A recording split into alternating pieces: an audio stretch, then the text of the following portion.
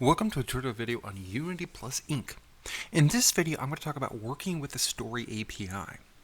So in the previous video in this series, I talked a little bit about importing the Ink Unity integration plugin and working with it within Unity. We're going to pick up right where I left off in that previous video. So if you haven't seen that, as a quick review, we loaded the Ink Unity plugin through going to the Asset Store. We go to the Asset Store in Unity through Window Asset Store. Then we search for Ink Unity. We found the Ink Unity integration plugin. By searching for it, looking for the Ink logo as well as something made by Inkle. And if I hadn't already loaded it before, I had the choice to download it and associate it with my account. Once I had done that, I was able to then click on Import. Import showed me the import window. I was able to choose which files I wanted, and for speed, I clicked All and then Import. It imported all of that into my current project. Once that was done, I was able to then create ink files within Unity, and once those ink files are associated with a project within Unity, when that plugin is a part of it, it automatically compiles all of those ink sources into compiled JSON files. We then moved ahead and created some code by associating a script with the main camera game object, and that allows us to do some initial testing.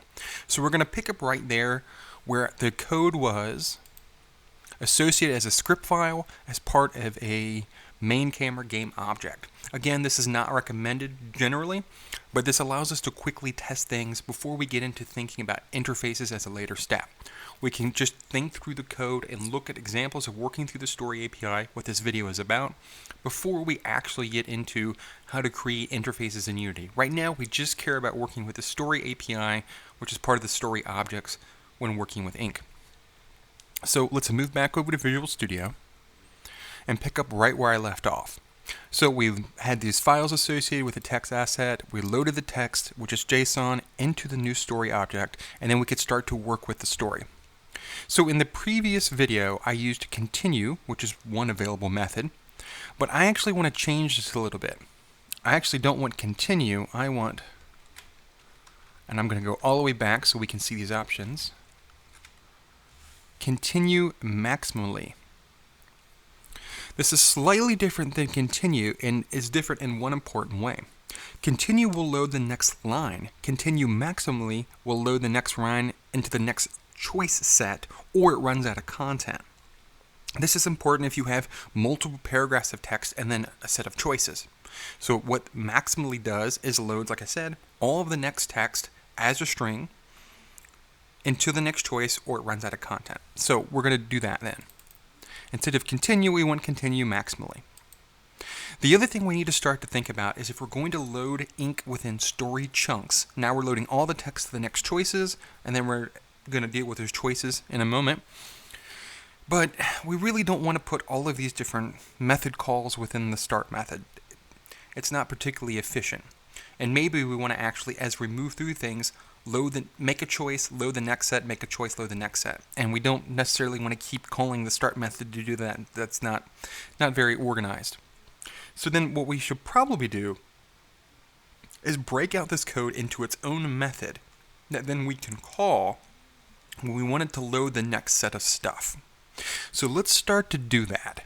At the bottom of this object, I'm going to add a new method. Call this void load story chunk. It's going to accept no parameters, and we have this here.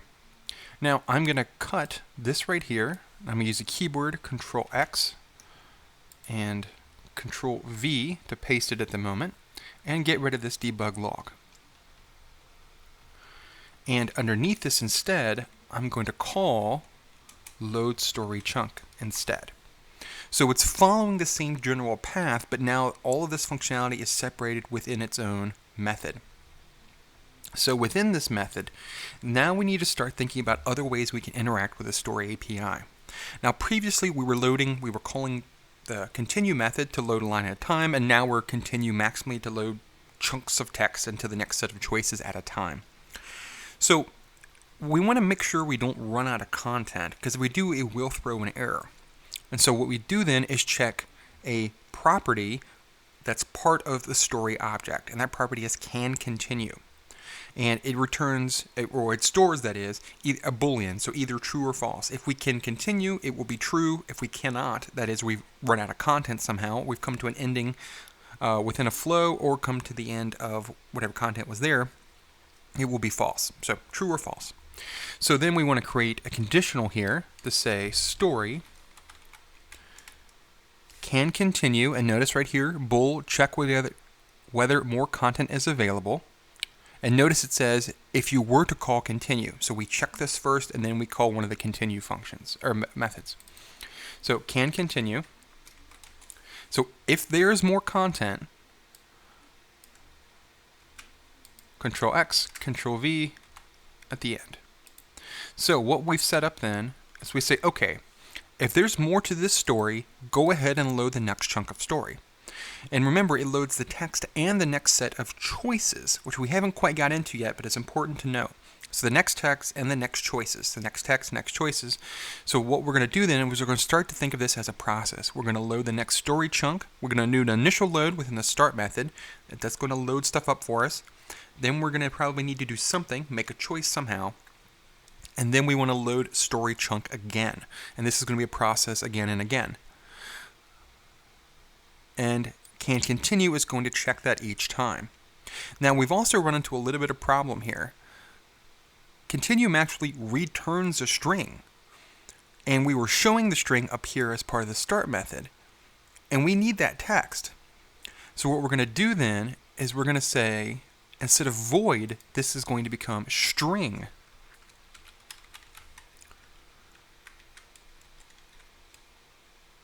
Then this will be string text equals an empty string. Text is equal to the result of ContinueMaximally. And then we're going to return text. So what I've created now is a new method, loadStoryChunk, that instead of being void, now returns a string. The default value is going to return, set right here on line 26, is an empty string. If canContinue is true, it will load and overwrite text and then return it. So it's either going to return an empty string or it's going to return the next chunk of that story. So over here then, let's do a debug again around this new method. Control S to save. Move back over to Unity. And as soon as it catches up, we're going to play.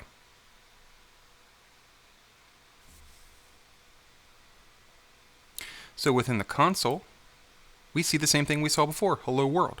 So that lets us know that even though I've changed the code, put a new check in there using canContinue, it's working exactly as intended. So we're still doing the same general thing, but now we're working more as part of the story API. We're using canContinue to checking to see if it's true or false, if there's more story content or not. Then we're using ContinueMaximally instead of just continue to grab an entire text chunk. Let's actually see how that works. So I'm going to come out of play mode, and I've already got the Inky editor loaded up as part of the previous video. So now I'm going to add some more text. Literally, and now it's a second line of text. I'm going to save this, Control S, come back over to Unity, give it just a moment. I'm going to come over to the console and see that it loaded and automatically compiled it for me. So we know it's ready to go. So let's now replay this.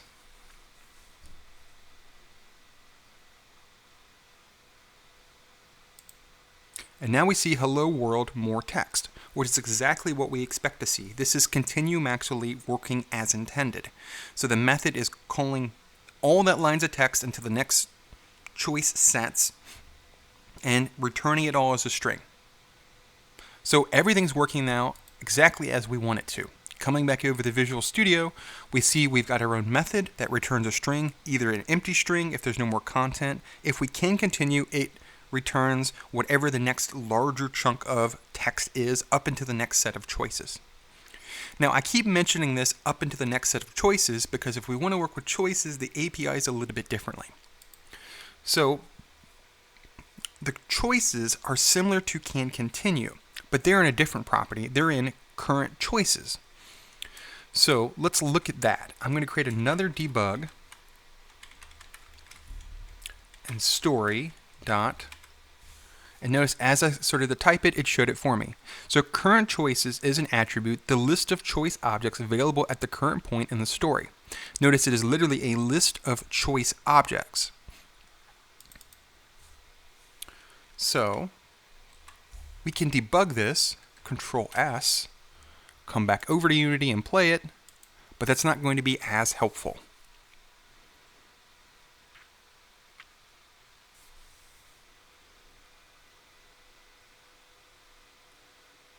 And so we see now that we have a new object. And that's exactly what it'll be, a choice and a list, which is exactly what we expect to see. So if we're working with choices in, we should probably iterate through those choices. So one way to go about that then is to create a for loop.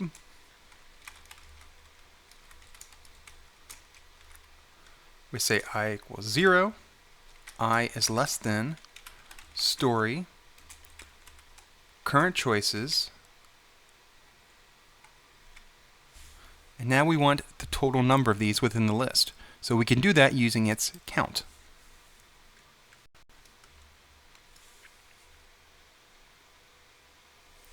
And then plus plus. So now we've created a for loop that's going to move through the total number of currentChoices from 0 up until whatever it is. And now what we want is story currentChoices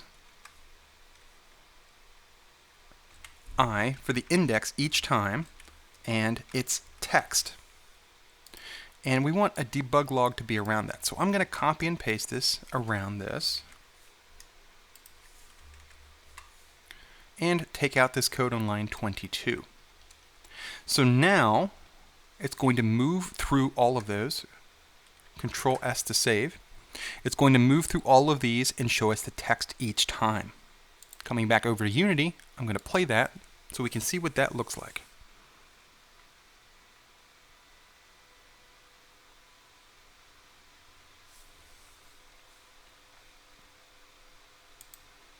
And we see that exactly. The text of those choices, what the options the user would see, is choice 1, choice 2, and choice 3. So we've learned actually a little bit more about the story API. I'm going to go ahead and stop this and move back over here. So we looked at this and we realized this was a list of choices. The choice object within the Inc API have text and indexes. So each choice has its own text, the option that would be shown to the user, and an index. The index is important because that's how we choose the next options to load. So we see here text and currentChoices. So let's make a choice. We do that through story, and then we can see all the different things we can do as part of story. A whole bunch of stuff going on. But what we want is choose choice index.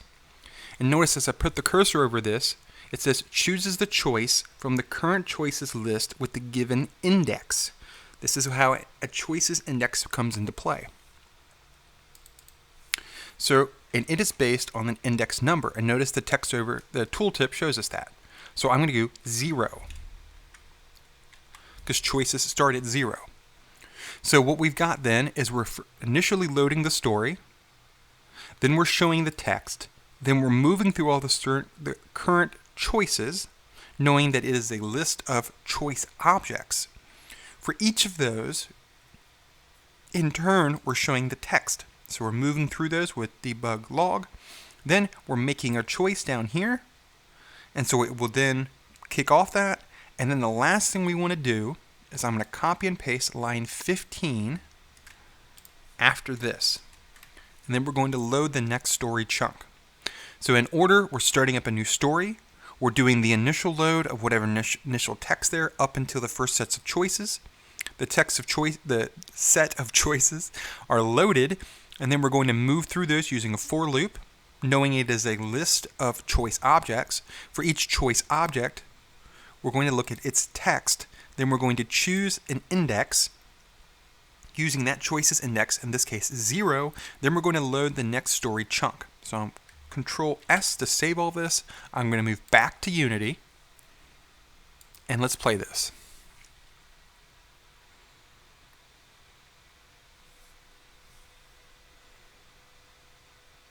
So coming over to the console, we see Hello World, Choice 1, Choice 2, Choice 3, exactly as we meant to see. This is ContinueMaximally working. This is the text of each of these choices.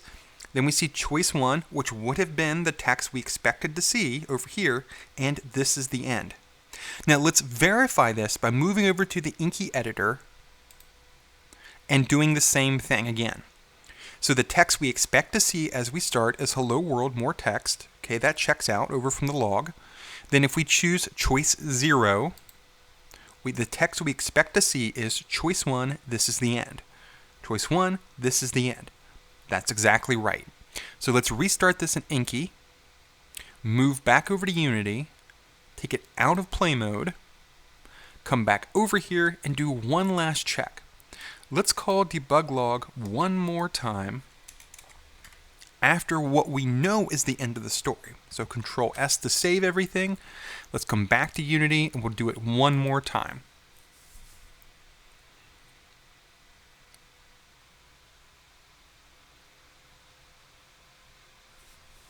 So coming back over to the console, we see our Hello World, more text.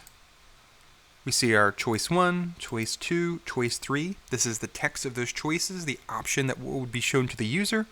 Choice 1, this is the end. Then we see an empty string. And so we don't actually have an error. We attempted to get content past the end of a story, and it showed us an empty string, which is what we expected to happen. So we built a little bit of a sanity check into that code.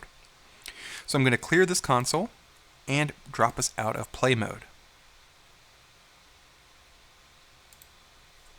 So let's move back over to Visual Studio and talk through all this one more time. So we're building on what was covered in the previous video. We were just using the continue method and just grabbing the next line of text as a story chunk. In this video, I started using ContinueMaximally. So we're loading all of the text, including the next set of choices. Then we're waiting for the user to make a choice. Once they've made a choice, which is our choose choice index here on line 22, then we load the next set of the story chunk. If there's no more to load, then we just want to show an empty string, which is what we set up in this extra function we added starting on line 36 through line 46. We see text, this variable is initially set to an empty string. We check canContinue, which will be a Boolean value. Either there is more story or there is not more story. Then we call the method ContinueMaximally, load the next story chunk, all lines of text instead of just the continue function or the continue method. Then we return either the empty string or whatever was returned by story ContinueMaximally. Finally, we realized we can go through the current choices, if there are any, by using a for loop structure by going through the list of choice objects. Each choice object has both text and index. The text of the choice will be the option that would have been shown to the user, and we verified that by going into the Inky editor and replaying the story. Again, a great reason why to use the Inky editor for that purpose, to verify everything using the Inky editor, walk through the story, restart, rewind, check everything, then bring that story into Unity once we have verified everything we want, and use the Unity code, the C# code, to move through those same ways and build something off that.